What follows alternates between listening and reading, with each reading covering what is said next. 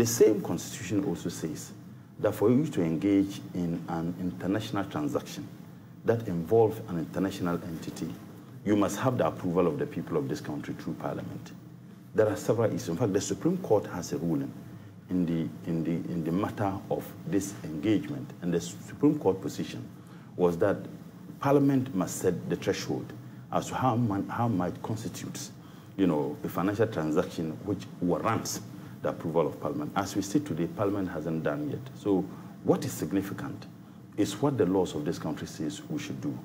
Now, you have a president who illegally dipped his hands into state coffers, disregarded the constitutional provision, disregarded the decency. When you say he disregarded the constitutional provision, what are you pointing to? He knew, and he ought to have known. As a lawyer who practiced, in fact, presidents have been in the bar virtually my entire age, and therefore he ought to have known that this is what the law says, that you cannot take monies from the state funds without the approval of Parliament. And that is why even when we approve budget... But what if he has God's approval? It's an enterprise that he says, it's his promise to God. No. God reigns supreme, even over your parliament. I saw one journalist video, Paul, and I was flabbergasted. And I can make the video available, justifying this. And I asked myself, where has democracy and journalism gone to?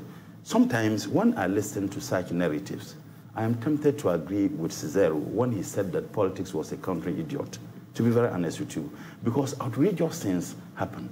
Nobody is saying that you shouldn't do ABC, but what we are simply saying, that we are living in a democracy. And President Nana-Addo was one of the people who advocated for us to be governed by democratic principles and tenets.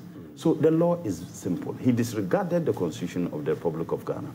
He disregarded even Parliament. Mind you, Parliament is sine qua non to our democratic processes. Again, why would your personal pledge with your creator becomes a responsibility of the state? The NPP never had in the manifesto for 2016 and 2020 that they were going to build a cathedral.